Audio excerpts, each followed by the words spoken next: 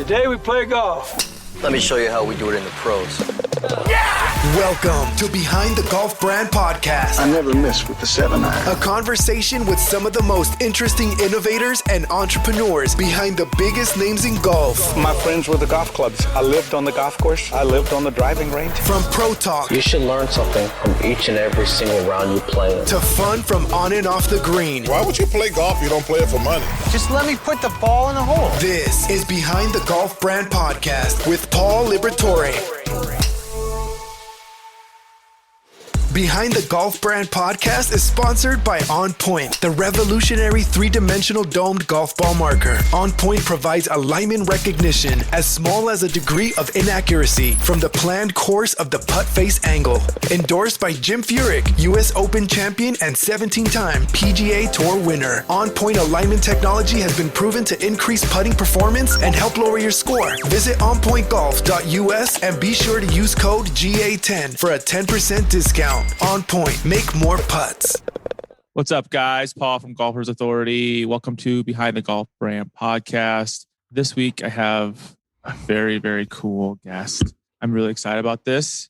I have my friend John from JumboMax, and he is the man. I love JumboMax Grips. They're freaking badass, and it's really revolutionized the game, I feel like.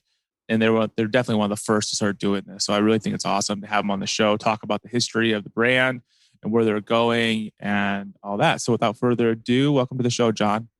Hey, great. Thanks for having me on, Paul. So where are you right now? I am in somewhat sunny West Palm Beach near PGA Boulevard. Just enjoying a nice view over here at the house. How cold is it? Is it nice out today? Cold. I don't know if I'd use the word cold. It's probably about, I hate to say this for all the Midwest people and the folks that are out there in the snow, but probably about 75 so far. Oh, it was like a perfect day. 10 o'clock right now. So probably get up to around 82 today. Wow. So let me ask this question to you. I always ask this question, my first question, guys, like, how did you get into golf? Like, what's your first golf memory? Wow. Got to go back to a lot of people say, even Tiger, my dad, basically. I would tag along with him and my two brothers. And I was the younger brother by 11 years. So I had two older brothers and a dad who were very competitive. And I'm a little kid running around, actually with a bullseye putter left-handed, because I was left-handed. And back in that day, it was very difficult to find left-handed clubs. So I just swatted a bullseye around left-handed until I finally got fed up and wanted to hit a real golf club. So I picked it up right-handed and, just fell in love with the game from an early age. So what year was that? Do you think, like, your first time? Well, 70s? You want to age me here, Paul. I'm going back to 70s, 60s, early 70s. Yeah, man. We're probably like close to the same age. I don't feel like you're that old, man. I wouldn't we're going probably 74, 75. I started young. That's when I was a baby, man. Like, I was born in 77. So, like, yeah, I hear you. Yeah, dude, I wouldn't know. So, we're decade apart. No. So, where did you grow up? Did you grow up in Florida? I grew up in a sleepy little town called Cocoa Beach, Florida. It was the Space Coast back in the day when Apollo was, just getting underway. My dad worked at the Cape, and we ended up moving. What did your dad do? Was he like at NASA or something? Yeah, he was at NASA. He was a procurement engineer. He would buy a lot of the parts and negotiate some of the deals. And back in the day, badass, dude. I bet you watched launches when you were a kid, right? Yeah. Oh, yeah. That was the big event, and we would go up to the check it out, and it was always a big event. Still is. Anybody gets a chance to see a launch, you ought to definitely go check it out. I just watched Apollo 13 with my kids like 2 nights ago. And my younger one was like bored out of his mind. My older one, who was 11, was like totally glued to the screen. I'm like, this is real. This really happened. He's like, yeah, it's pretty intense when you look back on it, what these guys were able to accomplish going to the moon and all that. I mean, it's pretty cool that we've revised it. We just landed on Mars, and a lot of cool stuff going on. I'm going to play golf on Mars. Yeah, that'd be pretty intense, huh? That'd be a badass. I would try to I'd probably get all the views. You'd probably... I'd use JumboMax Grips, and then I would play golf on Mars. Let's just do it. We'll get tested. Well, I mean, that's pretty much, we're kind of an out of the box grip, out of the box company. So it makes a lot of sense. So did you, You at the high school? Did you play high school golf then, or no? Yeah. No, I played high school golf and played a little bit of college, and then turned pro. Worked at a club for a few years, giving lessons near the Pentagon. So I gave Dan Quayle a lesson, a couple of the senators, and decided I wanted to play. So I packed up and came to Florida and wanted to do some mini tour stuff. And just as life happens, a crazy thing happened along the way. I became the mascot for the Miami Dolphins, and that No, you didn't. Did you really? The last 28, 30 years. Yeah. Shut up. For real? You're the mascot for the Dolphins? Well, not now. officially anymore, but yeah, I am still active, still go to the game, still you see me pretty much. Dude, my friend would like idolize you right now. He would freaking freak out. I blow a conch shell, so it's kind of intense. If anybody watches a Dolphin game, you'll hear that conch in the background. So it's funny because Bryson had me doing that at the U.S. Open at Shinnecock a few years ago. We had CEO of Cobra blowing it, the whole kind of pass. You're conking it up. See who can torque the conch the loudest. So, dude, I think I'm going to make a shirt that says blow the conch. Blow the conch, baby. Seriously, I'll send it to you. I'll make that shirt right. I'm gonna tell my graphic designers. Well, we'll see if they're talking about maybe trading Tua for Watson, but if we keep Tua, expect to see a lot of tikis and conchs coming out of mine. That's freaking funny as shit. So that's awesome. So how'd you? Okay, hold on. How did you become the mascot to the Dolphins? Is his name like Flippy or something? This is a kind of a crazy story. My brother and I had gone. I was a lifelong Dolphin fan, but I moved to Virginia when I was 7, so I never got to go to any games. And finally, I get to Florida. We're going to go to a game, and I go to the game, and it was just like a Chardonnay sipping contest. The fans were all sitting on their butt. They were quiet. Here we had this storied franchise: Don Shula, Dan Marino. Dan Marino, that's right. The 80s, yeah, man. That was the heyday of the Dolphins. Damn straight. It was awesome, and but the crowd wasn't into it the way I felt like. After going to a few Redskin games and dealing with their obnoxious "Hail to the Redskin" fans. Especially during the 80s when they were good. Yeah, no, they were legit. But I hated going to the games. I hated the passion that they brought. I didn't like they had that song and "Hail to the Redskins." So I get to Miami and I'm thinking it's going to be just like that. Miami, Doug, we got our own song and all. And no, it was lame. So I said, if I go back to the stadium, I'm going back with some passion. I'm going to figure something out. So we were watching Saturday Night Live, and you remember the Coneheads skits that they used to do? Yeah, Dan Aykroyd.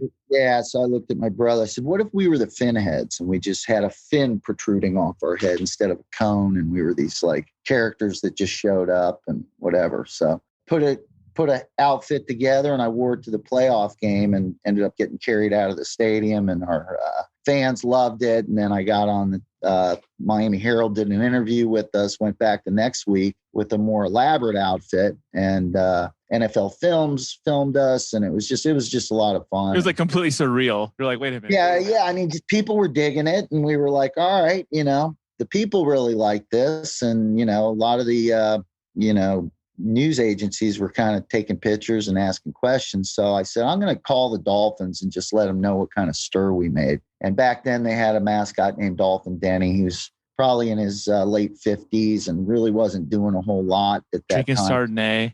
He was probably drinking his share of Miller Lite, I would say. He's more of a beer guy. I had that kind of beer look to him. But he had a Coors Banquet. Yeah. So he was kind of setting the tone, and it wasn't really too exciting at that point. So anyways, long story short, as I walked in, we got a meeting, and the head of marketing, I thought he was going to throw us out of the office. We were all dressed up in these outfits, and he was like, wow, I didn't expect you guys to come in full regalia. I said, well, this is, this He's probably all pissed off. I'm like, wow. Like, I'm going to lose my job. Here we go. Yeah, what's this guy going to do? And he's like, hey, come with me. And we're thinking, all right, that's it. He's taking us out. And he ends up bringing us into an office, and this guy spins around in the chair, and it's the owner of the Dolphins, Tim Robbie. Tim just started cracking up. He's like, who are these guys, man? He goes, these are the Finheads, man. These are our new mascots. He goes, I love it. We've been waiting for something like this. Oh, that's so cool. So what year was that? Like 80 what? 91. Our first year was 92 doing it. So we were down on the field. We had some skits with the cheerleaders. We were in all the marketing meetings, and it was pretty incredible. I had no freaking idea. See, the stories I hear on the show, like honestly, people like It blows my mind. Yeah, we came to talk golf. It's funny because I'm out on tour pretty much every week, and some of the guys out there know about it, and it's like we don't even talk golf. You're a freaking badass, dude. As a matter of fact, funny story is with Bryson, we played a lot of practice rounds with Tiger, and Godspeed his recovery. We're walking down the fairway, and Tiger is a big Raider fan, so he found out I was Finhead, and he's like, we start talking football, and we literally talked football for 2 holes. I mean, it was just surreal walking the fairway with Tiger, and you're not going to really talk golf with Tiger, but when we started talking football, he kind of really got engaged, and he got lit up. He's like, he got a kick out of it. Yeah. His son Charlie's a Denver fan. He's telling me how Charlie gives him a hard time all the time about the Raiders, and he doesn't know how he became a Denver fan. Probably just how do you become a Denver fan? That's so random. Just because they played the Raiders, and he's a competitive little guy, and I guess he's like, it's like all kids with their dads. So it's all it is, right? Yeah, I think so. That's 100%. If you saw him in the father son, he's a feisty little guy. So yeah, pretty cool story. I've had some really cool things happen. I got inducted in the Hall of Fame in 2000 for the. Are you shitting me, for reals? There's a little area for the fans over there, and they took in some characters. So I was lucky enough to be one of those guys. Dude, I had no idea where this conversation was going to go. I had no idea. I know eventually. I was like, we're talking about grips. But I see, this is what happens though, honestly. I like the freaking coolest story. One time I had Dean Snell on the show, and I'm like, hey, what's your first memory? And it's him telling me a story about how he got in a fight with some guys who tried to jump his dad on the golf course because they hit into him. That was his first memory of golf. I was insane. So, I mean, it's fun. I love this stuff. So, yeah. Dude, that's freaking cool. So then when did you stop doing that? Well, I haven't. You still do it? I mean, I know it's cold. Yeah. I'm still out there, and did your brother still do it? Unfortunately, he passed away. But sorry. Kind of another cool story was his best friend stepped in and became Finn Tiki. So if you watch it all, you're going to see myself in this giant tiki head, and that's his best friend. He's been doing it with me for the last 10 years. So it's really cool. Yeah, it's been fun. Yeah, kind of keeps it going. Carries on the tradition. So wow. That's so. All right. So you're doing that, but was that a full-time job or no? No. That's the weekends, right? I mean, it wasn't like. Yeah, that's just basic. I mean, for home games. Yeah, it's all home games. Once in a while we get asked to do something, a promo. I ended up jumping on Jim Plunkett's back at a Jim Beam thing in Las Vegas after maybe one or two shots of Jim Beam. They wanted us to kind of be ourselves, and I asked them if they were sure, and they said yeah. So Hank Williams comes on with the Monday Night Football theme, and Jim's up on the stage with the mic and MCing. He's a pretty cool dude. So as I run up the bar and knock drinks down the bar, I hop off, and Jim's on the corner of the stage. So kind of shoved him up on stage and jumped on his back. And the Vegas paper took a picture of Jim doing the Heisman. That was so freaking. He was a good sport about it. We had a lot of fun. But so what were you? So during this time though, so you were still doing? You were playing mini tour stuff, or you? I played. I didn't get to play a whole lot of tournaments because I ended up having my daughter, and then I had a sales background, so I segued back into sales, what I knew I could make some money at, and ended up raising the kids. And we started out in Fort Lauderdale and ended up in Ocala, Florida. So, who'd you work for, or what kind of sales were you doing? I was a corporate sales for Office Depot. So I would go to business, colleges, hospitals, things like that. And it was good. I worked from home, and then my brother talked me into joining him in his landscape company. So ended up being a landscaper for about 8 or 9 years. It was great. Yeah, we did well. And, unfortunately he passed away, and it just wasn't the same for me. And I told my buddy in the Villages, hey, I really want to get back into golf. It's something that's a passion for me. I know I won't make probably quite as much money, but, if you see anything available, let me know. So he called me one day and he said, hey, this guy from Indiana showed up, and he's got this giant grip. And I started just rolling my eyes like, what do you mean, bro? I want to get back into golf, but this almost sounds like a joke. He goes, yeah, my buddy happened to be from Indiana. So he let the guy in the door. And if you know anything about the Villages, they do about $3 million in retail sales out of the Villages for clubs, components, and things like that. So it's a huge retail operation. They got 40 golf courses and things like that. So just to get in there. Yeah, just to get in there is a big deal. So long story short is he had spent a couple weeks with this guy. He was wining and dining him and decided he would bring the product in, but he asked me to take a look at it first. So I went out one day and put a few grips on a driver, 7-iron and wedge. And I all I could do was just say, Your mind was blown. You're like, holy Mine was crap. blown, man, because it goes against all conventional golf wisdom. It's too big. It was too heavy, 115 gram grip that's twice the size of a standard grip and kind of gets into your palm a little bit. So, growing up in golf, we were sure that if you put 2 wraps of grip on a club, 2 wraps of tape on a club, you would fix your hook. Back in the day, that's how we thought, this is the right size. There can't be any other size. If you make it too big, you're going to push the ball right. You won't be able to release the club. These are all the things that I grew up knowing to be true in the game of golf. And as a pro, you kind of feel like you're the the doctor of golf. So you're supposed to have the answers and, in regard to swing weight and size of the grip and, okay, we're going to put 2 wraps of tape on and that's going to help your hook and so on and so forth. Long story short is I just started ripping the ball as good as I've ever hit it. And I'm like, yeah, I'm intrigued, let's talk about it. So I ended up partnering up and coming aboard, and we brought on some nice accounts early and found a little money out there on the street to help launch the company. And, that's kind of how we got going. So what year was that? 2010.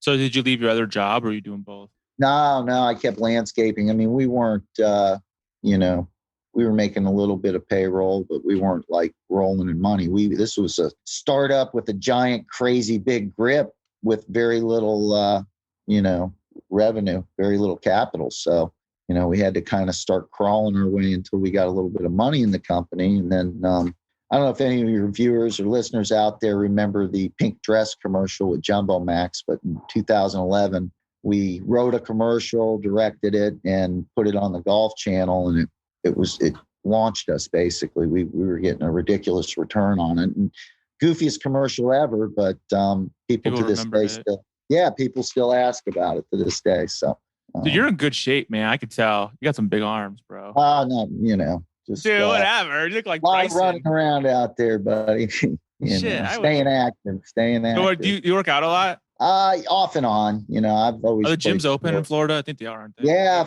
Florida's pretty much open for business for the most part. People are still respectful and they wear masks and stuff like that. But for the most part, our economy's doing well, and thankfully. So, all right. Sorry, I'm on a side question. What do you do in your workouts? Oh, geez, man. What do you do? Are you lifting? I mean, this guy, like, seriously, if you guys watching the video, you can say, but like, he's in good shape, man. I'll do a little bit here and there. I've been getting back into it recently, because COVID kind of, I think, took everybody by surprise, kind of knocked us on our butt a little bit. So, a couple months of inactivity, I kind of just decided I got to feel like crap. Yeah, I mean, I don't know, I'm sure a lot of your viewers, most all of them know Bryson and, the type of work ethic he has. So went over there and worked out with him a couple times and got inspired.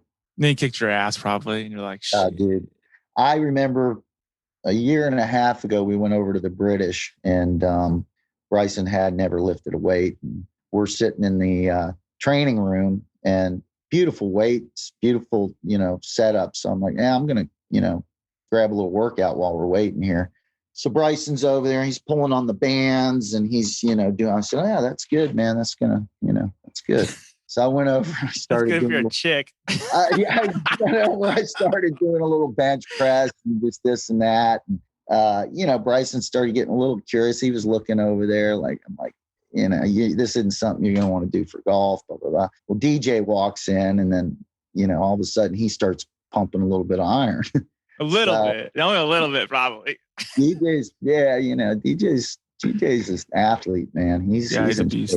He is. He's just a natural beast. So him and Brooks and those guys, and then Rory, those guys kind of set the trend. And, just remembering watching Bryson try to get up 145 pounds on the bench press and to where he is right now. And this is, I know folks are going to say a lot of different things. I love Bryson. Yeah, but unfortunately he's an easy target and a lot of people take shots at him and, this whole, there's always haters out there, man. Doesn't matter how people always want to tear your shit down. It doesn't matter. It's just there's such if anybody, they hate their lives. So they're going to be like, oh, blah, blah, blah. It's like, why don't you get off your ass and do something? Exactly, man. It's like, I know. If anybody saw this kid's work ethic, then they would understand, he earns everything he gets through hard work. And doesn't happen overnight. That's a hard ass. That's like a perfect diet and working out all the time and training for golf. It's like, dude. Yeah. The diet, I wouldn't say is perfect. I could tell you some stories on the diet. He likes his chocolate and things like that, but nobody in the game works the way this kid works. I mean, he's putting in 2-3 hours in the gym every day, and he's putting his golf work in too. So he's committed. I'm an older guy, I could be his dad basically, but he's very inspiring. So he kind of helped inspire me to get back. Well, yeah, because now he's bigger than you and you're like, oh crap. I know that world. And you're like, oh crap. I'm the small guy now. I got to take care of some business. Yeah, exactly. I got to work on my ping pong skills. He kicks my butt. So are you using the bands now? Dude, I'm more of a roadie, but I'm around. I'm there for the comic relief. Dude. I'm so whatever. So you didn't know I was going to compliment you on your muscles. Yeah, right. You could tell though Bryson works with him because he's in shape too, man. Like I feel like that's where golf is. I mean, if you think about golf in the last 20 years, there's those old fat dudes, right? I mean, they're in shape kind of, but they're like dad bods, right? Think about it. And then Tiger comes and he's 19, 20, and he's like pretty in shape. But then when he went to like beast mode, remember when he decided to start like training after that? Yeah. Put on 20 pounds. And then that inspired that whole next generation. Like, oh, we're athletes. We're not dads playing golf. Yeah, no, it's, Tiger is, it's been nothing like him to the game. I mean, as great as Jack was and is, and Arnie and the guys that bring different elements of skill and charisma. You like my Arnie? You like that picture? Look at that.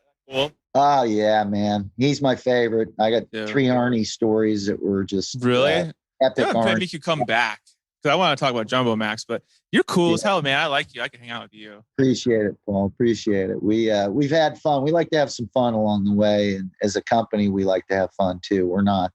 We don't want to be like everybody else. We're different, and we're not shy to tell people that JumboMax is different. We're not part of that stuff. That's why it's so cool that Bryson's with you guys, because he's different, right? Like he's the same thought. Like I don't know. I just think it's a good match.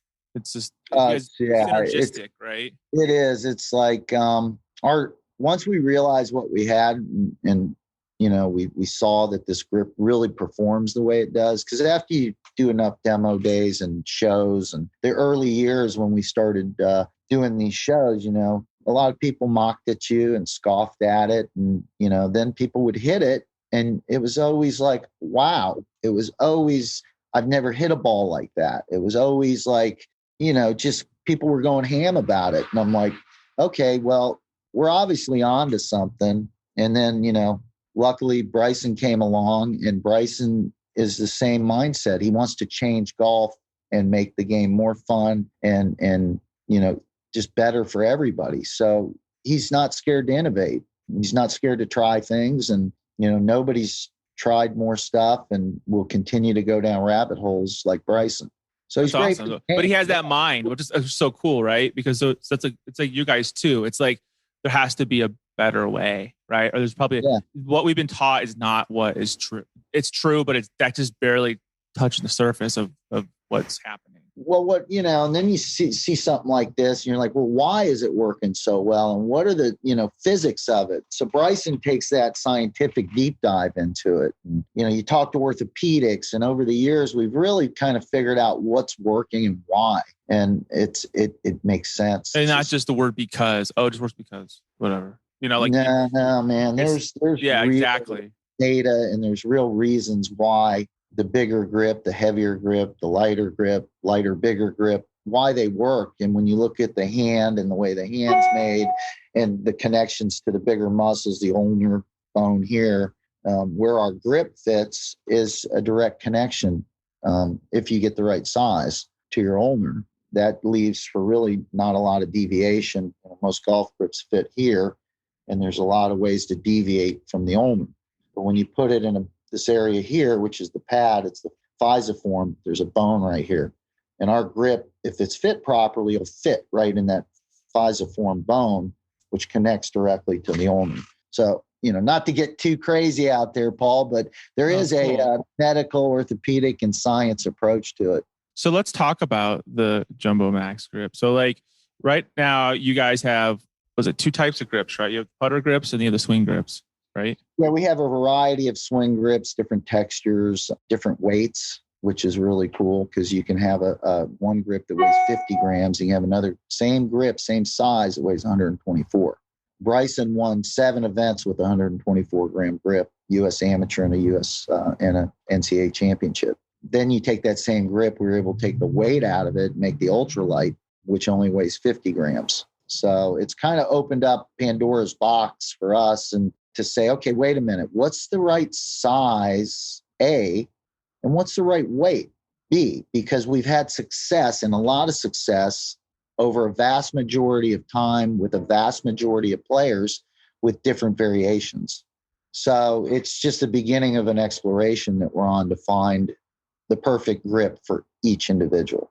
So if you're, let's say, a 15 handicap, just normal guy, what would be a good one to start with, would you say? Well, that's again... Or how do they figure out which one to try?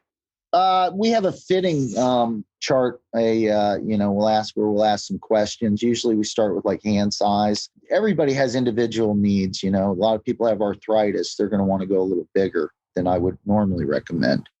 Some people need a little more lag in their swing. If they need a little more lag, I would probably go with an ultralight. If you think of an ultralight in terms of like a sledgehammer, no weight in the hand, you take it back, you start down, but that head wants to stay back because the weight's back. Because the weight, right? Gravity. Right. So when you get a 40, 50 pound grip or gram grip on the end of a shaft, it kind of gives it that effect. It loads the bottom of the club with most of the weight.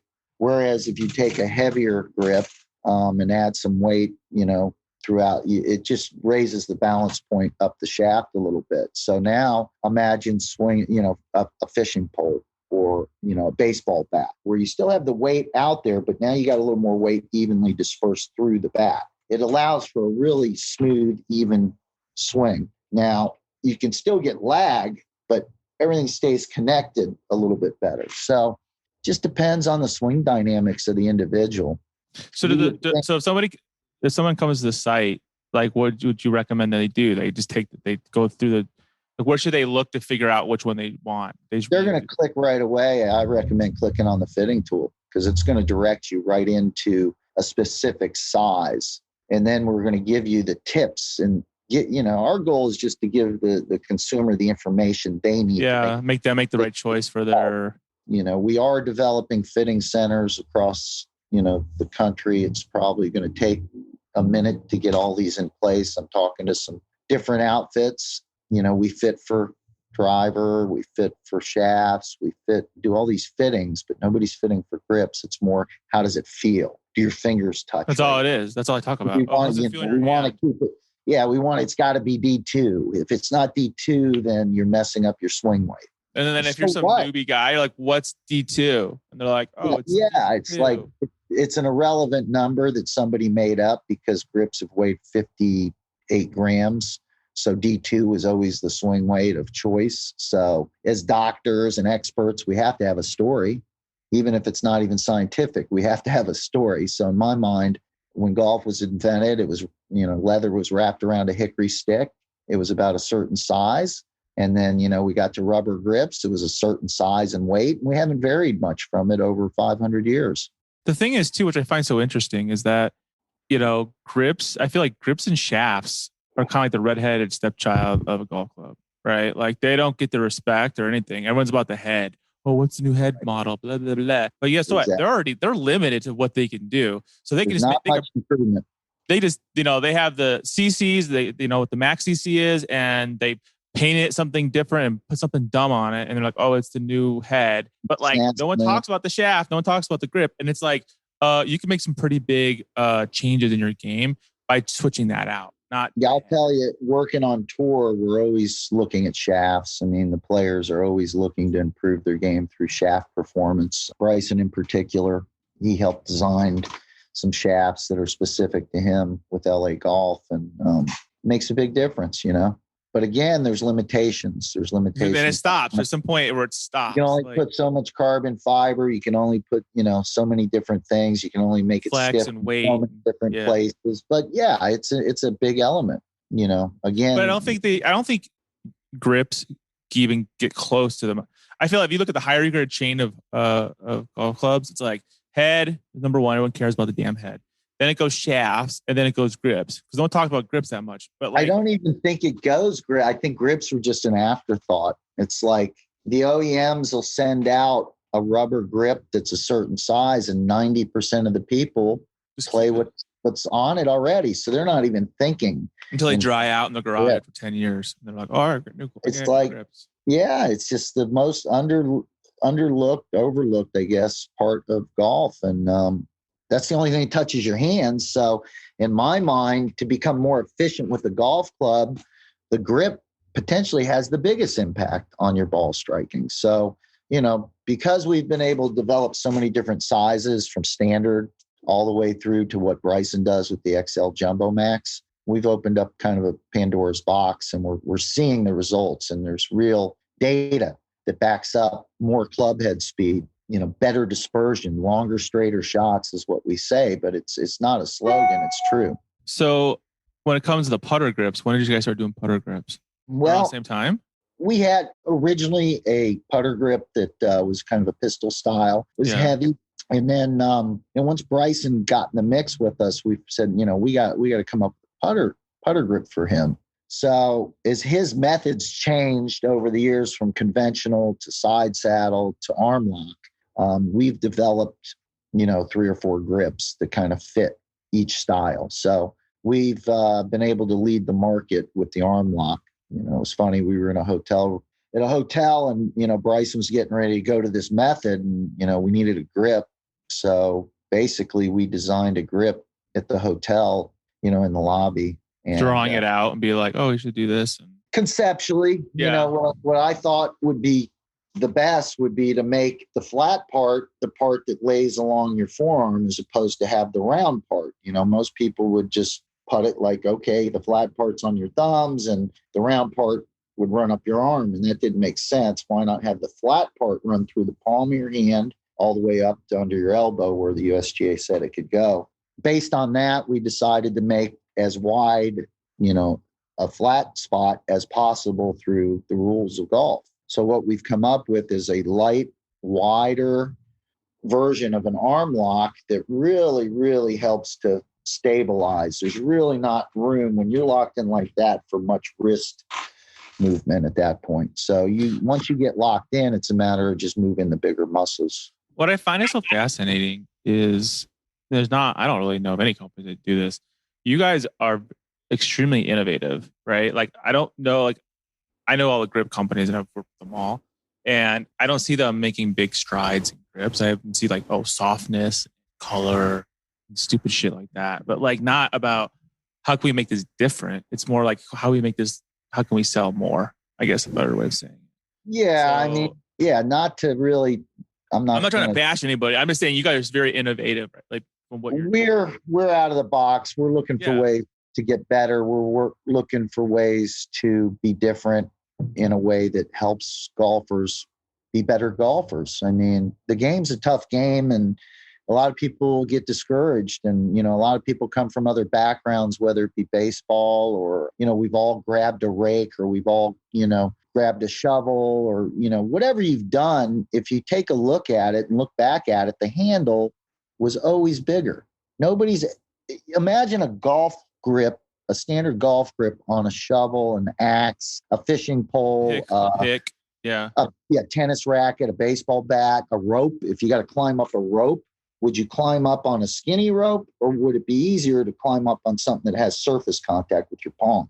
So basically, we made a grip that would have surface contact in your palm. It gives you better control. Yeah. Yeah, it gets on that ulnar, which now you've lost the deviation. When you lose that extra deviation, you're losing the ability to flip it too quick, to manipulate it with your hands, because the larger grip slows down the club face closure. So if you think of that in terms of a tractor trailer wheel and you're turning it, the tractor trailer turns very slowly and deliberately.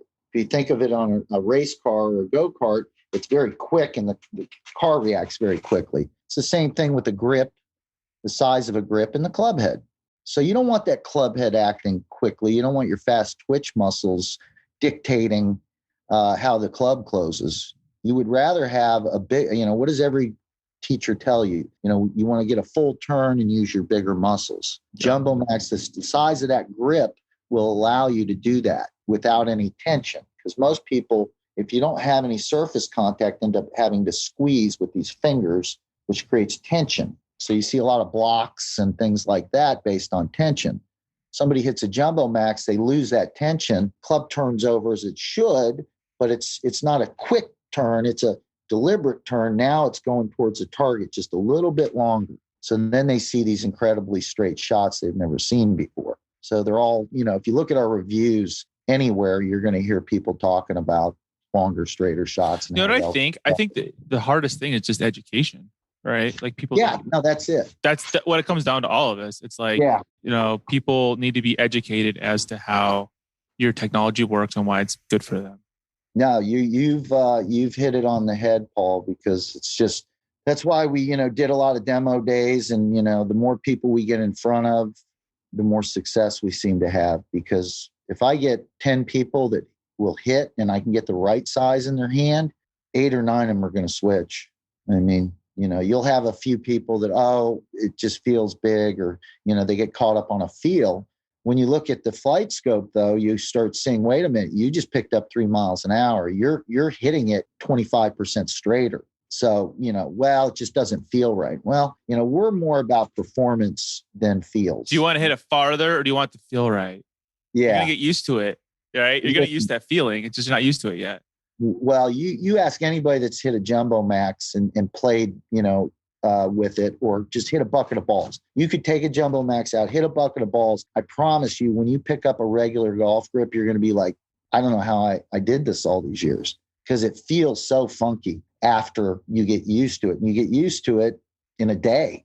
I mean, it's like, doesn't it's like the muscle memory too. Like your body just knows Yeah, it's like, wow, now I've got it in a part of my hand where I can actually control the club face. Well, I'm about to review them. I know you and I have been talking for a while, and Zach, and so I'm going to review them, and I'm excited because I want to try them out on my clubs. Because I'm stoked to totally agree with the situation, like with what you're saying. Yeah, and I don't know, I'm kind of excited actually, but I really appreciate you being on the show today. I know you have to take off soon, but you guys need to check out JumboMax. I'm actually going to have John come back again, I think, because I want to hear some more of these stories. We could just literally have a show of John telling stories. I think we got a few more, Paul. More. I know you have all kinds of stories. I could just tell with you right away. Yeah. Like, this guy's the story man. Yeah, but, we're having some fun. We're having some fun. There's a lot of cool things behind the scenes that I've been able to experience. I've been blessed to be part of this whole ride. Well, I love what you guys are doing. Like I'm a fan from afar. So appreciate it. Got to get you on the team, Paul. We got to get you gripped up and get you into. I want to be on the JumboMax team. So thank you again for being on the show. And where's a good place for people to find JumboMax, on the website, or can they go to the store? What do you think? Oh, definitely the website. Go to jumbomax.com. There's a fitting tool there that will really help people get into the right grip. But if they really want to go and touch them and feel them, we've just PGA Superstore's opened the doors for us, and they're carrying the grips at all their stores now. And Oh, fine. That's awesome. kind of featuring the grip. There's actually a stanchion of Bryson in there. So when you go in, ask for JumboMax, and there's a lot of Dick's Golf Galaxies that brought us aboard. Roger Dunn's, the Worldwide Golfs of the world also carry us. So a lot of the big retailers have us. I would call in advance to make sure they have stock, because we've definitely seen an increase in the last year, dramatic increase. But you have little Bryson's wins for like, oh, what is he using? Yeah. Especially the tinkerers out there, because they're always trying to figure it out, right? Like my dad's like that. He's always changing his swing. He's like, oh, look what I invented. And I was like, oh my God, dude. Exactly. Well, it's kind of fun, it's That's easy. my dad, 100%. $10-$12, you throw a grip on that's twice the size of a regular grip that you've been playing. And all of a sudden it changes your game. You're like, oh my God. Yeah. I mean, listen, you're going to go out and get lunch somewhere, and chances are you're in a hurry, and you get out there and you grab one of those sausage sandwiches from the sausage stand, and you end up getting a stomach ache, and then you end up getting the shits, and then, you ruin your day. So why not take that $12, buy a golf grip, improve your golf game potentially, and have a little fun along the way. And you could buy a full set of them for like what it costs just to get like not even one club. You can even buy a freaking wedge what it costs for a new set of grips. And bro, if it doesn't work, you cut the grip off. You're down. You go back to your CP2. Yeah, but the key is you won't get the shits. Oh, there we go. And you save $12, and your wife will let you sleep in the bed with her at night because you're not farting. So exactly. That's how we're buy a JumboMax. That's what. So buy JumboMax. That should be a commercial, like a guy eating a sandwich. And then the other guy with the JumboMax. And then the other guy's like at a JumboMax and be like, "You spent $12 on this." See, I should be your guy. You could help us, man. Be like like the middle of a sausage store. Exactly. You just have a big mustard. You just go to McDonald's and you're in front of me in line, coming down the side of your mouth. And, No, that was always our line at the golf shows. A guy would come up and he'd have a hot dog in his hand. I'm like, hey, bud, let me help you. You're like, hey, bro, come back on the hot dogs. You know what that's going to do for you. Why don't you try a grip? You're here for golf. This is what's He's like, do you have any free swag? Can I have some free swag? Yeah. You have the buzzards. I like to call them the buzzards. Like after the show, people just like circling around looking for free stuff. I was like, the hell? Yeah. Oh yeah, they're out there. That's a whole different. I'm not even getting started on that. But thank you for being on the show. He's cool as hell. I knew you were gonna be cool, man. You started telling me I was like, oh, he's cool. Yeah, because I was like, sometimes when people are asking me, they're like, interview all these CEOs, all these founders, like, what's it like? I'm like, they're just normal people. I'm like, I'll know within the first 10 seconds if it's gonna be a fun interview or like, oh god, it's gonna be one of these. But you're cool as hell. So I appreciate it, Paul. That's next time you come to Arizona, let me know so we could have. Oh yeah, where you at? Scottsdale area? Or? Yeah, Tempe. Yeah, I'm always up there for different tournaments and stuff. So Pat Perez and actually got Charles Barkley on the grips when I was there. Really? Yeah. I love Charles Barkley. You need to listen to my intro of my show. I have all these like outtakes, and like I think Barkley's is on it, and he's like talking about betting. He goes, "Why play golf? You can't bet money." That's what he said, or something. Oh, really? That's cool. This guy's cool, man. You guys need to check out JumboMax. It's legit. I mean, it's legit for us. Give him a try. You got nothing to lose. And if you don't, you have diarrhea. So like, don't buy a sausage sandwich. That's right. You won't get the craps. Hey, that's a benefit in itself right there, man. Start your new diet out. Be like Bryson, Be like Bryson. Why don't you guys do a thing like a shirt? Just be like Bryson. Put down the hot dogs, pick up, the health, and then grab a JumboMax. Away you go. That's be like Bryson, and then have like his those old Michael Jordan commercials, like Mike. Oh yeah, we got some things up our sleeve. No, I bet you do. Only going to get better. Well, thanks for being on the show. I know you got some appointments, so I will talk to you again. I really want you back on the show, and anytime, Paul. Thank you so much for your time today. All right, it's been great. Appreciate it. Thanks for listening to another episode of Behind the Golf Brand Podcast. You're gonna beat me at golf? Stay connected on and off the show by visiting golfersauthority.com. Don't forget to like, subscribe, and leave a comment. Golf is always more fun when you win. Stay out of the beach and see you on the green.